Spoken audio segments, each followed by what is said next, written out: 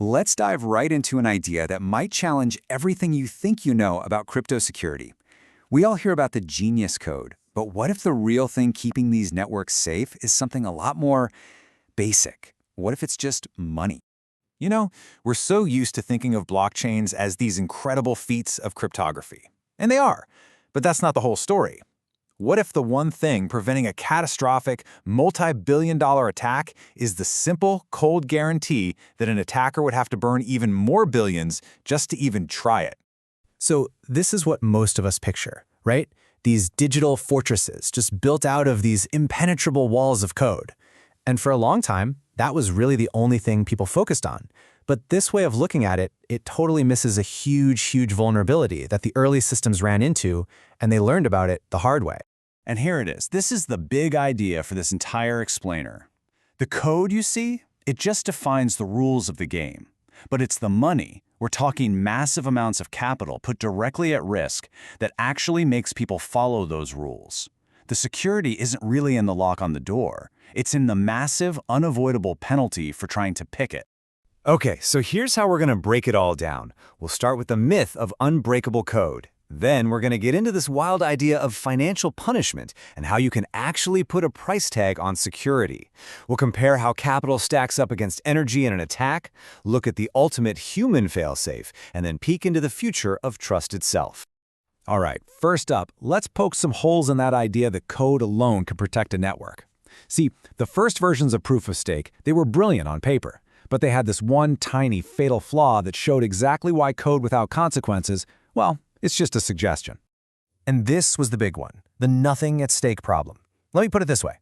Imagine an election where it costs you nothing to vote. So what do? Well, the smartest thing to do is vote for every single candidate, just to make sure you've backed the winner, right? In a blockchain, that's total chaos. It means the network can never, ever agree on one single version of history. This slide just lays it out perfectly. On one side, you've got proof of work. It forces a choice because of physics. You only have so much electricity, so much hardware, you have to commit to one chain. But on the other side, these early proof-of-stake systems had no such limit. A validator could just sign off on every possibility at basically zero cost. And that doesn't create consensus, it creates a mess. So, how in the world do you fix a problem called nothing at stake? It's actually pretty simple. You flip the script.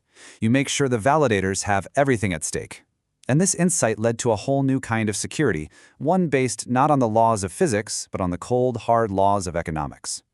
And this is where things get really clever. It's a concept called economic finality. The guarantee isn't that a transaction is physically impossible to change. No. The guarantee is that changing it would be an act of financial suicide for anyone who tries. The security shifts from being about what's impossible to what is just insanely prohibitively expensive. I absolutely love this quote because it's so raw. To be a validator, you have to lock up a ton of money. But that money isn't just a security deposit. It is, for all intents and purposes, a hostage. If you try to cheat the system, let's say you try to approve two different histories at the same time, the protocol's code automatically finds you and it destroys your money. It's called slashing, and poof, it's just gone. Okay, so if security is all about money, that means we can actually measure it. We can calculate the exact dollar amount it would take to smash through the network's defenses, to get over this massive money wall. And the metric we use for that is called the cost of corruption, or COC for short. It really just boils down to one simple, brutal question. What is the absolute minimum price an attacker has to pay in guaranteed, non-refundable, instantly vaporized losses to break this system? So this right here, this is the golden rule of blockchain security.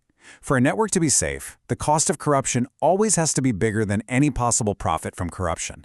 It's just rational economics. If it costs you $1 billion to steal 500 million, you're just not going to do it. The entire security model is built on keeping this one simple equation true.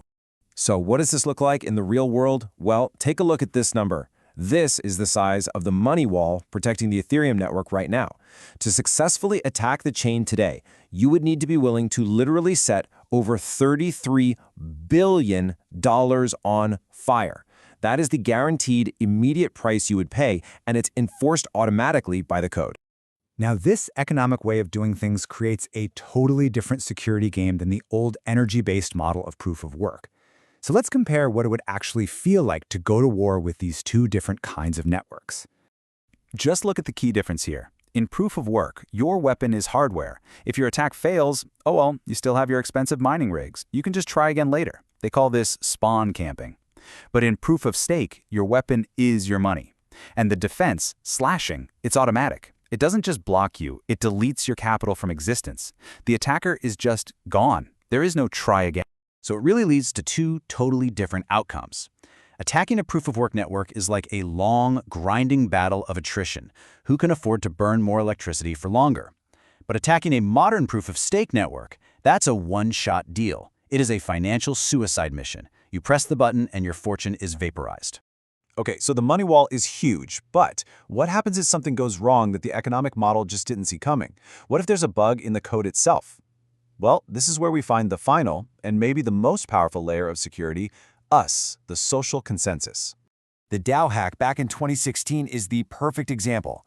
A bug in a smart contract let an attacker start draining an insane amount of money. Now, if you followed a strict code is law philosophy, you'd say, well, the code allowed it, so the transaction is valid. But the community looked at this and said, no way. They decided that the health of the entire network was more important than following the letter of some broken code. They chose to step in and reverse the theft. And this idea, this human override, it actually has a name: weak subjectivity. It's basically the system admitting that at the end of the day, the ultimate source of truth isn't just an algorithm, it's the community of people running that algorithm. It means the people can act like a supreme court and decide to change the rules when the code leads to a disaster. So, what do you do when you've built a security fortress with the $33 billion wall of capital? Well, you start renting out the walls. This is the next big thing that's emerging, this idea of security as a commodity. Smaller, newer networks can essentially plug into this giant pool of money to protect themselves. You know, this slide just wraps it all up perfectly. It's a hierarchy of truth. At the very bottom, you have the code, which lays out all the rules. Then in the middle, you have the money, which acts as the brutal enforcer, making sure everybody follows those rules. But right at the very top, you have society, the community that holds the ultimate power to change the rules themselves.